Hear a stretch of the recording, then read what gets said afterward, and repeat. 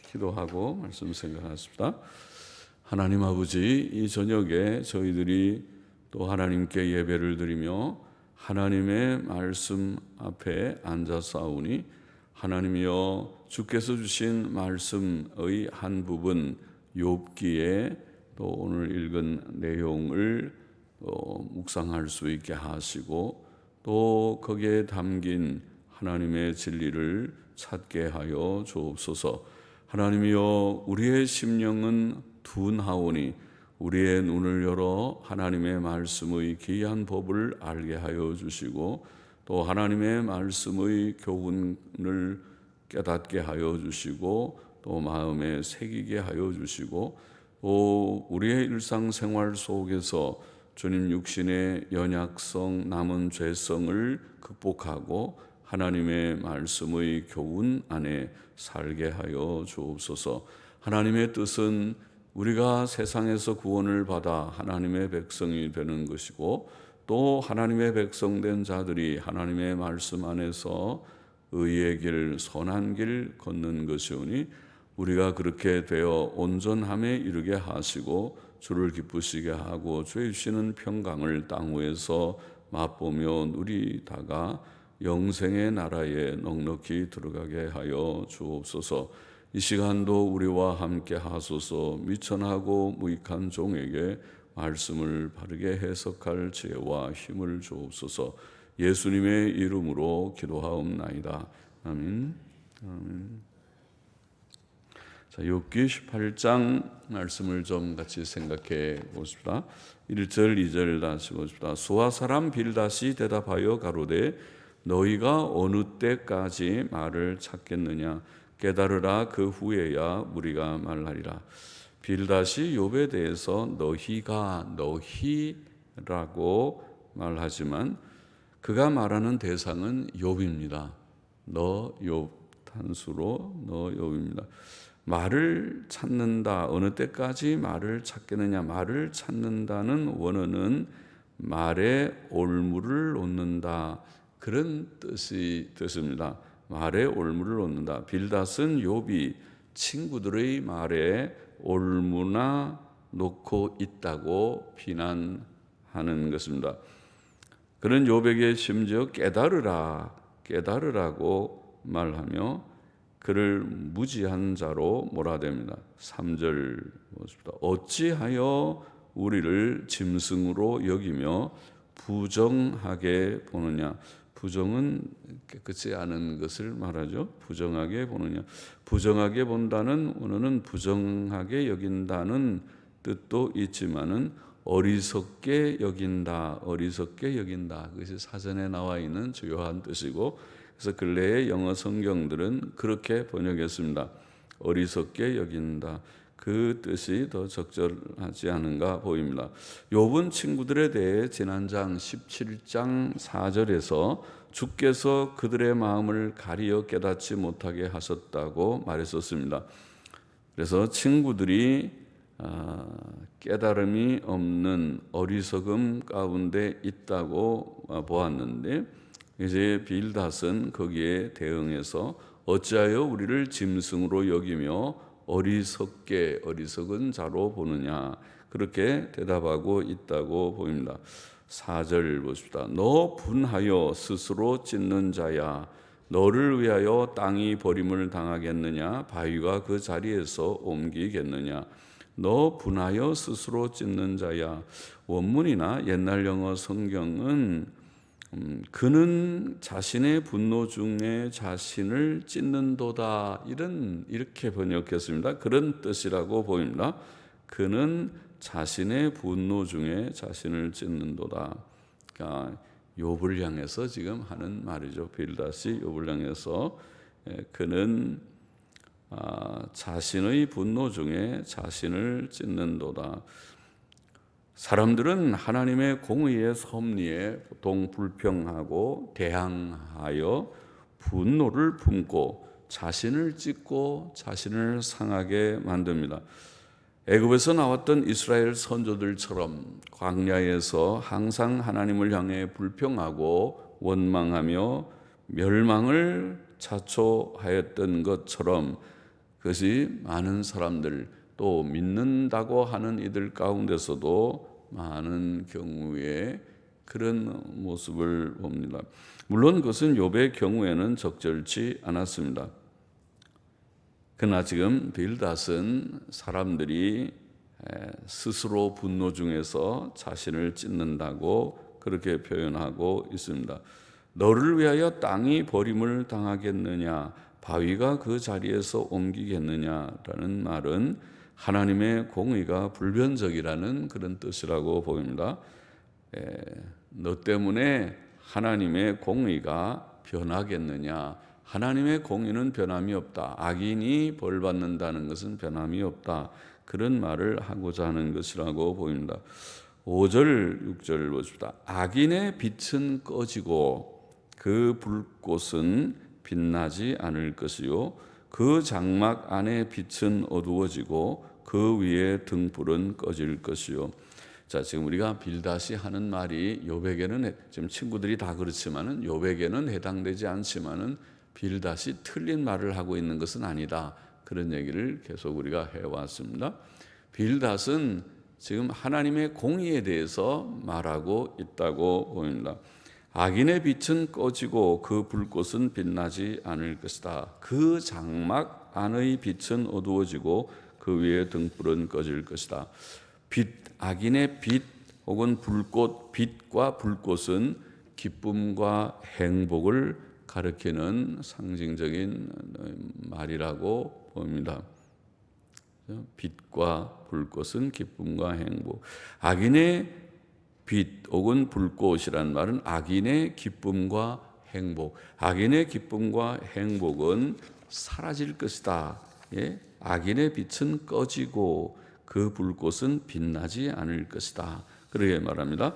또 그 장막 안에 빛은 어두워지고 그 장막은 집이니까 악인의 가정의 기쁨과 행복도 사라질 것이다.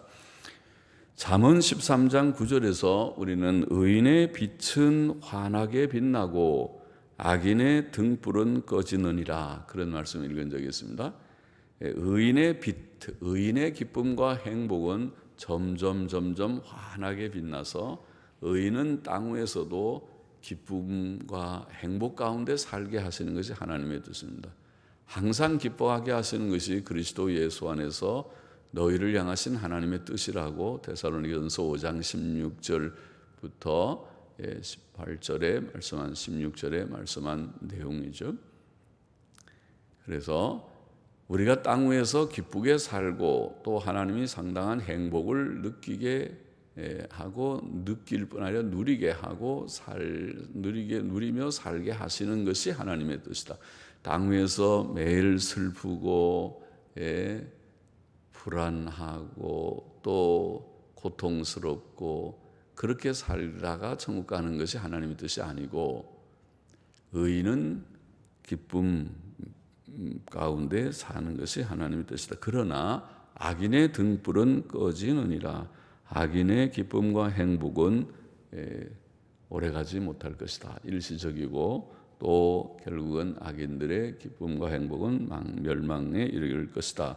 그런 말씀이죠. 잠언 24장 20절도 대저 행악자는 장래가 없겠고 악을 행하는 자는 장래가 없고 내세에 지옥 가는 것은 물론이고, 그래서 정말 죽음 저 이후에 두려운 공포가 악을 행하는 자들에게 있어서 죽음을 제일 겁내는 것이 악인들의 양심이고, 땅 위에서도 하나님께서 징책하셔서 땅 위에, 지금 이 세상 얘기를 하고 있습니다. 내세도 그렇지만은 세상에서도 빛을 하나님께서 꺼지게 하시는 하나님이시다. 행악자는 장래가 없겠고 악인의 등불은 꺼지리라. 잠언 24장 20절도 그렇게 말씀했습니다. 악인의 기쁨과 행복은 오래가지 못할 것입니다. 곧 사라질 것입니다. 7절 보십시다. 그 강한 걸음이 고나여지고 그 베푼 꾀에 스스로 빠질 것이니, 악인들은 일시적으로는 강하다고 그랬습니다. 그 걸음이 강하고 강한 걸음이다. 그 걸음이 강하고 강한 것 같지만은 또 그의 베푸는 꾀가 형통하게 될 것 같아 보이지만은 머리가 좋습니다. 사람이 다 머리가 좋은 편이고 또 악한 사람들도 머리가 좋은 사람 많습니다. 머리가 좋고 말도 잘하는 사람도 많을 것입니다. 그래서 이렇게 그들이 일시적으로는 걸음이 강하고 또 베푸는 꾀가 형통한 것 같고 그렇지만은 그 강한 걸음이 곧 곤하여지고, 걸음이 곤하여진다는 말은 약해져서 아주 피곤해진다는 말이죠. 약한 모습이죠. 걸음이 늘 튼튼하게 척척척척 잘 걸어가는 게 아니라 비틀비틀 걷고 또 힘이 들어서 터덜터덜 걷는다 그러는가요? 그렇게 걸음이 곤하여진 모습이죠. 저 사람 피곤한가 봐, 어디가 좀 아프신가 봐, 그렇게 보이는, 우리의 걸음이 그렇게 되기를 원치 않죠. 좀 씩씩하게 건강하게 걷기를 다 원하겠죠. 그러나 이제 연세가 많으면은 그렇게 약해지는 건 할 수 없지만은 그건 누구나 다 가는 길이나 그런 것 말고, 연세가 많이 들어서 약해지는 것 말고 평소에 모두들 그 연세면은 그 정도는 건강해야 되는데 하는데 곤고해지면 안 되겠죠. 그런데 악인들은 걸음이 곤고해진다. 강한 걸음이 강하게 걷는 것 같지만은 그러나 하나님께서 그의 걸음을 곤고하게 하시고 또 자기의 베푼 꾀에 스스로 빠진다, 이렇게 표현했습니다. 악인이 머리가 좋은데 그 자신의 꾀에 자기가 빠지는 경우가 많이 있다, 그렇게 말씀했습니다. 8절 계속 보십시다. 이는 그 발이 스스로 그물에 들어가고 엉는 줄을 밟음이며 그 발 뒤꿈치는 상해에 치이고 그 몸은 올무에 얽힐 것이며 그를 동일 줄이 땅에 숨겼고 그를 빠뜨릴 함정이 길에 베풀렸으며, 그렇게 말씀했습니다. 악인이 스스로 망하는 까닭의 앞에 자기의 베푼 꾀에 스스로 빠질 것이다. 그 강한 걸음이 곤하여지고 그 베푼 꾀에 스스로 빠질 것이니, 이는 왜냐하면 그 까닭, 그 이유를 말하고 있죠. 악인이 스스로 망하는 까닭은 그 발이 스스로 자기가 만든 그물에 들어가고, 자기가 그물을 만들었는데, 악한 일, 남에게 해치려고 그물을 만들었는데 거기에 자기가 걸려 들어갔습니다. 아이고, 그 머리 잘 써가지고 악하게 행했는데 어떻게 자기가 만든 그물에 자기가 걸렸을까? 그렇게 됐는데 또 그 올무의 줄을 자기가 밟았습니다. 자기가 밟으면 올무에 걸려버리는 것이잖아요. 올무를 만들어 놓고 짐승이나 잡거나 또 다른 이웃을 해치려고 올무를 만들어서 저 사람에게 딱 걸려서 좀 아주 어려움을 당하면 좋겠다, 그렇게 생각을 하는 악인인데, 자기가 거기에 올무에 걸리면 어떻게 되겠어요? 그러면은 얼마나 낭패를 하겠습니까? 또 빌닷은 그를 동여맬 줄이 땅에 숨겨 있고 그를 빠뜨릴 함정이 길에 베풀려 있다고 말합니다. 그래서 땅에 숨겨놓고 또 길에다가 함정을 파놨는데, 그런데 거기에 자기가 걸려들었습니다. 그 줄에 동여매어졌고 그 함정에 빠지게 되었습니다. 참 하나님께서 하시는 일이 신기한 일이죠. 악인이 자기의 올무에 자기가 걸렸다. 그래서 성경에 그런 말씀이 있고 또 그런 예들도 있고 우리가 잘 알지. 우리가 에스더서에서도 보고 다니엘서에서도 보죠.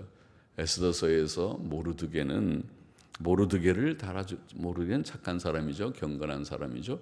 모르드게를 달아 죽이려고, 저 모르드게 우리가 아주 나한테 인사도 잘 안 하고 그러니까 저 모르드게를 어떻게 하든지 모함을 해가지고 내가 막대 장대에다 달아서 죽여버려야겠다. 그리고 자기 집 뒷뜰에다가 높은 장대, 25m인가 되는 높은 장대를 만들었던 하만이라는 자가 있죠. 아수에로 왕의 제일 신임을 받는 그런 장관이었죠. 신하 중에서 그 하만이라는 사람은 결국 어떻게 됐습니까? 에스더서의 내용을 보면은 그 하만은 에스더 7장에 보면은 모르드게를 달아서 죽이려고 높은 장대까지 만들어 놨는데 결과적으로는 자기가 그 장대에 매달려 죽었어요. 왕이 하만이 이 유다 민족을 다 멸하고 또 유다 민족이 속한 에스더도 결국 그러면 다 죽게 되는 이런 악한 일을 도모했다는 것을 알게 되고 진노해서 그렇게 진노를 내서 그 하만을 거기다가 또 그 얘기까지 들었어요. 하만이 집들에다가 모르드게를 달아 죽이려고 장대까지 만들었습니다. 그 얘기를 들으니까 얼마나 화가 나는지 그러면은 당장 저 하만을 거기다가 장대에다가 매다 죽이라. 아니 모르드게 죽이려고 열심히 만들어놨는데 결과적으로는 자기가 거기 달려 죽을 줄 어떻게 알았겠어요?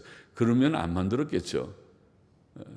그런데 자기가 판 웅덩이에 자기가 빠지듯이 자기가 만든 올무에 자기가 걸리듯이 된 거죠.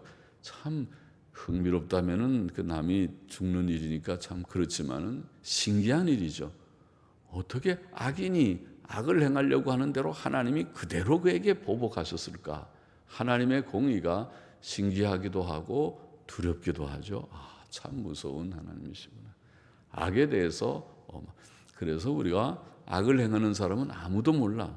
우리끼리 쉬쉬하고 우리끼리 모여가지고 아주 은밀하게 이렇게 하면은 저 사람 아주 큰 골탕을 먹겠지.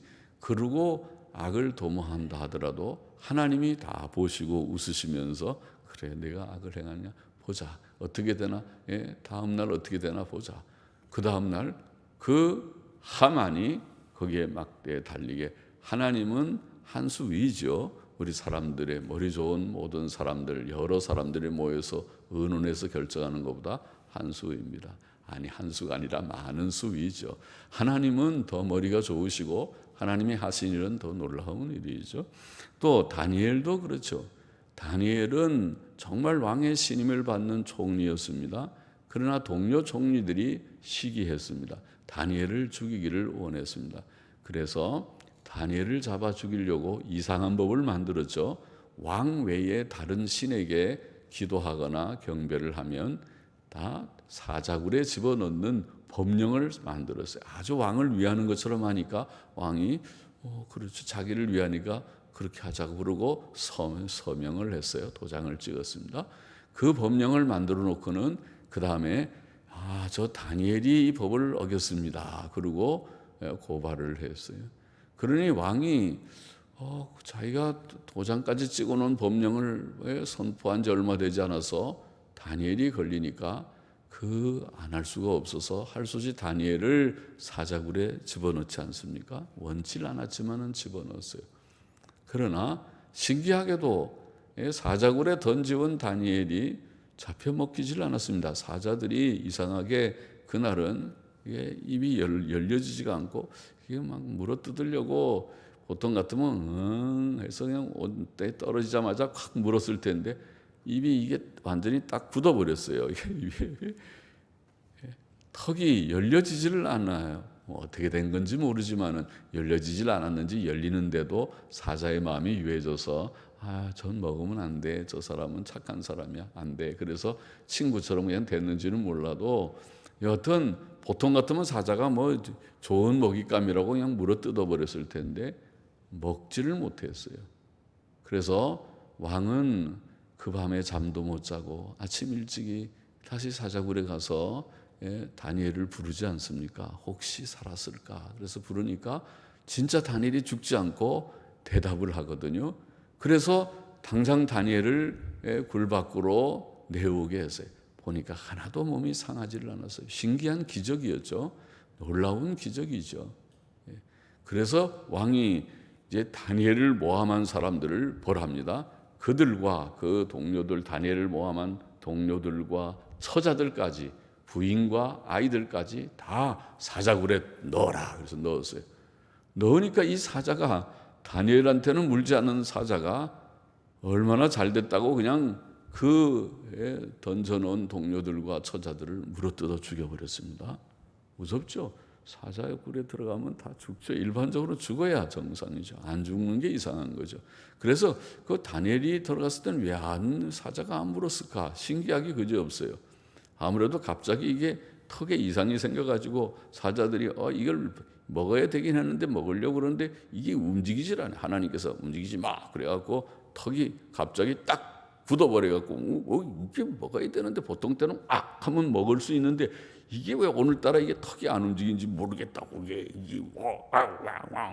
하면서 이 사자들이 야단이에요. 이거 먹어야 되는데 옆에 있는데 이게 안 먹어진다고 하면서 그렇게 하나 못 먹었는지, 아니면 하나님께서 사자에게 유한 마음을 줘서 친구야 친구, 그거는 먹이가 아니고 너랑 친하게 대화할 수 있는 하나님의 종이다. 먹으면 안 된다. 그래가지고 안 먹었는지 몰라도 그렇게 신기한 일들이 있었어요. 그런데 다니엘을 죽여버리려고 모함을 해서 법령을 만들어서 야 이제 이겼다 죽였다 하고 던져놓는 다니엘은 살아나고, 그 모함했던 자들은 자기네가 만든 법령대로 사자굴 속에 던지워지는, 사자굴 속에 던질 죄목이 있는 것은 아니지만은 죽이려고 했던 대로 자기네가 오히려 죽게 됐으니까 이게 참 신기하다고 해야 될지 참 기가 막힌 일이 아닙니까? 하나님께서 하신 일이 그런 일이었습니다. 그것이 다니엘 6장에 기록된 내용이죠. 11절 보십시다. 무서운 것이 사방에서 그를 놀래고 그 뒤를 쫓아올 것이며 그 힘은 기근을 인하여 쇠하고 그 곁에는 재앙이 기다릴 것이며, 악인에게는 무서운 것이 사방에서 그를 놀랜다. 무서운 건 많죠. 도적도 무섭고 돈 좀 있는 사람들은 걱정이 많죠. 요새는 또 툭하면은 우리가 세금 많이 떼어간다고 해서 돈 있는 사람들은 은행에다 넣지 않고 돈을 금고에다 넣고 집에다가 돈을 보관하거나 5만 건이 동이 나서 5만 원권을 많이 바꾸려면 은행에서 안 바꿔주고 돈이 없습니다. 은행에서 왜 5만 원권이 없어요? 없습니다. 그리고 5만 원권 그렇게 1,000만 원, 몇천만 원 그걸 바꾸면은 세무서 신고 들어갑니다. 그래서 안 바꿔준다 그런 말 제가 들었는데, 그래서 돈을 집에다 보관을 하는 사람들이 있으면 늘 겁나겠죠. 도적이 올까봐. 도적이 와가지고 그 돈 또 금괴를 바꿔가지고 또 집에다 보관하면 금괴가 돈 안 당할지. 또 강도 같은, 요새는 점점 우리나라도 그렇게 어려워져서 그런지 강도들이 종종 나타나지 않습니까? 그래서 무슨 은행 강도들이 막 나타나가지고 아주 깜짝같이 강도짓을 하는 그런 일들이 있습니다. 이런 무서운 것들, 또 질병이, 전염병이 돌 때 얼마나 무섭습니까? 전염병이 돌기도 하고 또 큰 사고들이 일어나기도 하고, 그런 무서운 일들이 더러 일어나는데, 여기에 표현하기를 악인에게는 무서운 것이 임하여 사방에서 그를 놀래며 그 뒤를 쫓아올 것이다. 그렇게 말했어요. 우리에게는 무서운 일이 안 왔으면 좋겠죠. 사망의 음침한 골짜기로 다닐지라도 하나님이 우리와 함께 하신다. 하나님의 지팡이와 막대기가 우리를 안위하실 것이다. 그렇게 되기를 원합니다. 하나님께서 우리를 항상 지켜주시기를 기대하고 기도하고 믿고 또 체험하며 사는 우리가 되기를 원합니다. 그런데 악인에게는 그렇지 않다고 그랬어요. 악인에게는 그렇지 않다. 잠언 10장 24절에서는 이런 비슷한 말씀을 읽었죠. 악인에게는 그의 두려워하는 것이 임하거니와, 그렇게 했습니다. 악인들은 이렇게 되면 안 되는데 그런데 바로가 안 된다고 생각한 그게 어느 날 꽝 현실로 다가오는데, 그래서 세상 사람들은 말이 씨가 됐다고 말을 그렇게 했더니 그게 말대로 됐다고 그렇게 말하지만은, 아니요, 악한 사람들은 자기 양심이 내가 이렇게 악을 행하면 이러다가 천벌을 받지, 이상한 뭐를 내가 당하지 마음에 자꾸 가책이 되고 두렵다가 진짜 그것이 현실로 닥쳐와 버리는 그런 일들이 있는 거가 아닌가 싶습니다. 악인에게는 그의 두려워하는 것이 임하거니와, 이렇게 말씀을 했습니다. 또 그 힘은 기근을 인하여 쇠하고, 악인들이 지금은 힘이 있지만은 하나님이 정책하시니까 기근이 왔습니다. 그렇게 돈 많던 사람이 어느 날 돈이 다 말라버렸습니다. 그렇게 잘 먹던 사람이 이제는 먹을 양식이 부족합니다. 그래서 기근으로 인하여 쇠하고, 그래서 힘도 쇠했습니다. 사람이 먹어야 힘을 쓰지, 장사라도 먹어야 힘을 쓰지.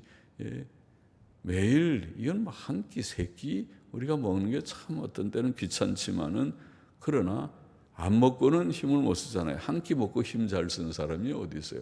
아침 먹고 나면은 조금 있으면 점심 때 또 배가 고프고, 또 먹고 나면 저녁에 또 배가 고프고, 그게 사실은 건강한 사람의 정상적이죠. 또 일 많이 하는 사람이죠.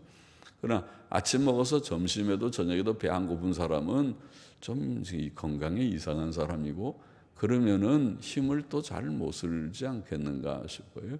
잘 먹고 힘을 잘 써서 일을 잘하는 사람이 그래도 일꾼이죠. 그런데 이제 기근으로 힘이 쇠해지고 그 곁에는 무서운 재앙이 기다린다. 두려운 말씀이죠. 13절 보십시다. 그의 백체가 먹히리니 곧 사망의 장자가 그 지체를 먹을 것이라. 사망의 장자가 그 지체를 먹을 것이라. 그 백체가 먹히리라는 원문은 그것이 그의 피부의 부분들을 먹으리니, 이런 뜻이라고 보입니다. 그것이 원문의 뜻이라고 보이고, NIV 성경은 그렇게 번역을 했는데 원문대로 NIV는 이 경우에 잘한 것 같습니다. NIV 성경이 늘 잘한 것은 아니지만은 간혹 이렇게 잘 번역하는 것도 있습니다. 그것이 그의 피부의 부분들을 먹으리니, 여기에 그것은 그에게 임한 재앙을 말할 것입니다. 재앙이, 악인에게 임한 재앙이 그의 피부의 부분들을 해할 것이다. 온 몸을 해치는 것입니다. 피부의 각 부분을 다 상하게 만들어서 마침내 죽음에 이르게 하는 것이라는 말이죠. 무서운 재앙입니다. 14절에 그가 그 의뢰하던 장막에서 뽑혀서 무서움의 왕에게로 잡혀가고, 그 의뢰하던 장막에서 뽑힌다는 말은 가족들의 안정을 잃어버린다는 뜻이며, 또 무서움의 왕에게 잡혀간다는 말은 평안을 잃고 극한 두려움에 떨어진다. 무서워 떠는 것이죠. 우리가 늘 평안하기를 원하지만은 세상은 늘 악하고 불안정한 세상이지만 우리의 마음에는 늘 평안이 있기를 원합니다. 그 평안은 하나님이신 평안이죠. 하나님이 우리에게 평안을 줘서. 그런데 그렇지 않은 사람은 세상이 별로 악하지 않은 좋은 환경에 있어도 불안에 떠는 사람이 있어요. 누가 뭐가 올까 봐 불안하고, 누웠어도 불안하고, 가만히 서 있어도 이 땅이 그러다가 땅이 꺼질까 봐 불안하고, 도무지 가만히 있어도 아무도 자기를 지금 해하려고 하지 않아도 불안하는 사람들이 있어요. 그것도 일종의 질병이죠. 그렇게 되지 않기를 원합니다. 심지어 세상에 모든 악한 환경이 있어도 시편 우리가 초기에 앞에 몇 편쯤에 있는 말씀과 같이 천만인이 나를 둘러치려 하여도, 세상에 1000만 명의 사람이 저 사람 죽여라 하고 대항한다 하더라도 나는 편안하게 자고 깬다고 다윗이 그렇게 말한 것처럼 그것이 하나님이신 놀라운 평안이죠. 진정한 그런 평안은 힘입니다. 그런 평안을 가진 사람이 이 세상, 악한 세상을 담대하게 살아갈 수 있을 것입니다. 하나님께서 우리에게 그런 평안을 주시기를 원합니다. 그런 평안으로 우리가 살아가기를 원하는데, 여기에 악한 자들은 그런 평안이 없습니다. 가족들의 안정이 없습니다. 무서움의 왕에게 잡혀갑니다. 항상 불안합니다. 극한 두려움이 그를 엄습해 오는 것입니다.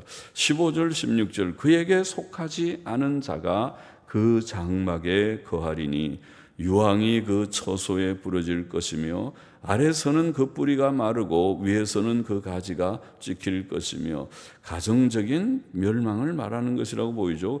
그에게 속하지 않은 자가 그 장막에 거한다. 혹은 원문에는 그에게 속한 것은 아무것도 그의 장막에 거하지 않을 것이다. 그에게 속한 것은 아무것도 거하지 않으면 그에게 속하지 않은 것이 거하게 되는 거겠죠. 그러니까 그에게 속한 것은 아무것도 그의 장막에 거하지 않을 것이다. 그렇게 사전에는 이 구절을 설명하고 NASB 영어 성경은 그렇게 번역하기도 하고 또 혹은 그것이 그 무서움의 왕이 그 장막에 거함으로 그것이 더 이상 자기 것이 아니라 그럼 자기가 이제는 그 집에 들어가 살 수 없어요. 무서움의 왕이 지배하고 있기 때문에 이렇게 번역하기도 하고 유명한 우리 히브리어 학자는 그렇게 번역하기도 하였습니다. 자, 유황이 그 처소에 뿌려질 것이라는 말은 그 집이 완전히 불태워지고 유황은 성냥문 그 재료죠. 유황은 불을 붙이면 잘 타죠. 그걸로 바로 성냥도 만들고 또 유황이 소위 폭탄 만드는 주 원료입니다. 유황 가지고 우리가 폭탄을 만들 때 그 사용을 할 것입니다. 그래서 그것은 불이 잘 붙습니다. 유황이 처소에 뿌려지면 집이 완전히 불태워져서 완전히 멸망할 것이라는 뜻이라고 봅니다. 악인은 그와 그 가정이 일시적으로 번창하는 것 같아도 결국 자신도 그의 자녀들도 다 멸망할 것이다. 그런 뜻이라고 봅니다. 17절에 그의 기념이 혹은 기념은 기억이죠. 그의 기억이 땅에서 없어지고 그의 이름이 거리에서 전함이 없을 것이며 의인들의 기억은 세상에 오래 남고 후세 사람들에게 전해지고 아무개가 귀감이 된다. 그 이름을 모두들이 기억하고 그분 시대가 참 좋았다. 그런 것을 우리가 회상하고 그렇게 하겠죠. 또 그런 교훈도 삼고 그러겠죠. 그러나 악인들의 기억은 땅에서 빠르게 사라지고 그의 이름은 거리에서 다른 사람에게 전함도 없을 것입니다. 악인들을 누가 전파하겠습니까? 그들을 소개하겠습니까? 멸망의 예로 경계를 삼는 것 외에는 아무도 그를 기억하며 하려 하지 않을 것입니다. 18절 19절을 보십시다. 그는 광명 중에 흑암으로 몰려 들어가며 광명 중에서 흑암으로 광명으로부터 흑암으로 그런 뜻입니다. 광명에서 흑암으로 밝은 빛에서 어두움으로 몰려 들어가며 세상에서 쫓겨날 것이며 악인들은 세상에서 아까 광명은 뭐라고 그랬습니까? 기쁨과 행복 일시적으로 기쁨과 행복을 누리지만 광명에서 흑암으로 곧 불행 속으로 몰려 들어가며 또 세상에서도 쫓겨날 것이다. 하나님께서는 마지막 심판 전까지 세상을 적어도 양심 있는 자들에 의해 어느 정도 유지되게 하실 것이며 악인들이 세상에서 쫓겨나게도 하실 것입니다. 그래서 세상 자체가 악하지만은 그래도 악한 세상이 때때로 더 악한 자들을 정죄하죠. 그들을 감옥에 넣기도 하고 악하면 안 된다고 말해요. 그러므로 세상이 그렇게 더 극악한 세상이 안 되고 약간은 유지가 되게 합니다. 그래도 전체적으로 세상은 악합니다. 하나님 앞에. 그러나 여기에 악한 세상에서 악인들은 더욱 도태되게 하시는 것이다. 그렇게 보입니다. 19절에 그는 그 백성 가운데서 아들도 없고 손자도 없을 것이며 손자란 말은 자손이라는 단어입니다. 자손도 없을 것이며 그의 거하던 곳에는 한 사람도 남은 자가 없을 것이다. 악인은 대를 이을 자들이 없을 것이며 또 그가 부요하였을 때 그의 집에 머물렀거나 드나들던 많은 사람들도 다 그를 하나 둘 떠나가 버릴 것이다. 그의 거하던 곳에 한 사람도 남은 자가 없을 것이다. 악인은 그렇게 될 것이다. 20절 21절 그의 날을 인하여 뒤에 오는 자가 앞선 자의 두려워하던 것 같이 놀라리라. 불의한 자의 집이 이러하고 하나님을 알지 못하는 자의 처소도 그러하니라. 자, 건강하고 부유하고 행복했던 자가 어떻게 그렇게 완전히 망할 수 있는지 이전 사람들도 후대 사람들도 놀랄 것이다. 그런 표현이죠. 이와 같이 불의하고 악한 자, 하나님을 알지 못하는 자는 자기 자신만 망할 뿐 아니라 또한 그의 집과 가정도 가족들까지도 멸망할 것이다. 이것이 지금 빌닷이 말하고 있는 내용의 요지입니다. 자, 본장의 교훈을 정리해 보십시다. 단순한 교훈이지만 첫째로 우리는 믿음 없고 무지한 자처럼 하나님의 섭리에 불평하거나 대항하지 말고 그의 섭리를 항상 긍정하고 순응해야 되겠습니다. 예. 지금 여기에 빌닷이 처음에 그런 말을 하죠. 욥을 비록 오해한 말이지만은 욥을 향해서 그렇게 욥이 너 분하여 스스로 찢는 자야 이런 말도 하고 너를 위하여 땅이 버림을 당하겠느냐 바위가 그 자리에서 옮기겠느냐 그렇게 빌닷이 욥을 지금 평론하고 있습니다. 우리는 이스라엘이 광야에서 불평하듯이 하나님이 우리에게 주신 현실, 그것이 고난의 현실일지라도 그 현실을 불평스럽게 받아들여서는 안 될 것입니다. 그것은 믿음 없는 일입니다. 하나님의 섭리를 항상 긍정하고 어떠한 현실을 하나님께서 우리에게 주셨든지 감사히 그것을 받고 순응하는 믿음 있는 우리가 되어야겠습니다. 그것이 섭리신앙을 가진 것이죠. 둘째로 여기에 중요한 빌닷의 내용은 악인들은 일시적으로 강하고 형통한 것 같으나 강하고 형통한 것 같으나 결국 그들의 빛은 꺼진다. 그것을 지금 빌닷이 말하고 있습니다. 그 빛은 기쁨과 행복이라고 표현했죠. 그들의 기쁨과 행복은 곧 사라지고 말 것이다.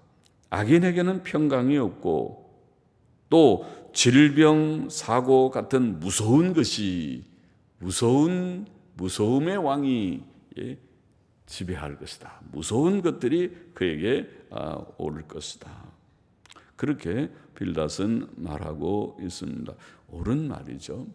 악하게 사는 자들에게 하나님께서 내리시는 징벌이라고 봅니다. 우리는 악하게 살아서는 안 되겠습니다. 우리는 모든 악을 우리가 멀리해야 되겠고 또 악인들은 회개하고 하나님께로 돌아와야 되고 우리는 이미 돌아온 자들로서 모든 종류의 악을 버리라. 악은 모양이라도 버리라. 그렇게 말씀했죠. 모든 종류의 악을 우리가 다 버리고 하나님을 경외하고 의와 선을 힘써 행하는 우리들이 되어야 하겠습니다. 우리가 두 가지 교훈만 좀 생각하십시다.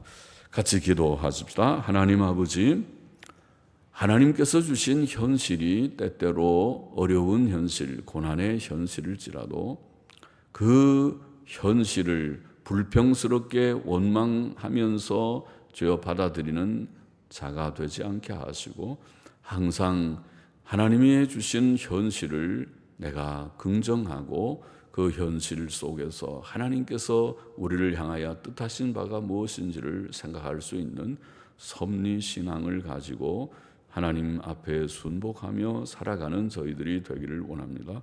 항상 기뻐하고 감사하며 주님 살기를 소원합니다. 또 주님 빌닷을 통해서 비록 욥에게 직접 적용되지는 않지만은 하나님의 일반적인 공의의 진리를 주님 증거한 것을 우리가 좀 묵상했습니다. 악한 자들은 결국 그 빛이 꺼질 것이다 하고 말씀한 말씀을 우리가 생각했습니다.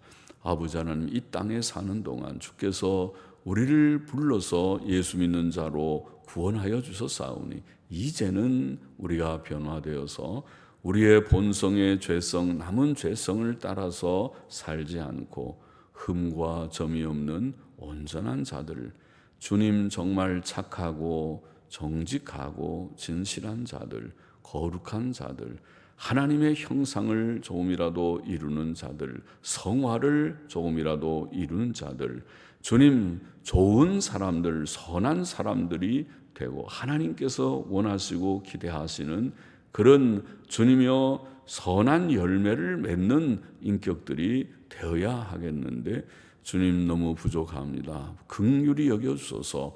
하나님의 은혜로 주님 경건하고 선한 사람들, 거룩한 사람들로 날마다 자라가며 변화되어 가게 하여 주옵소서. 예수님의 이름으로 기도하옵나이다. 네, 아멘.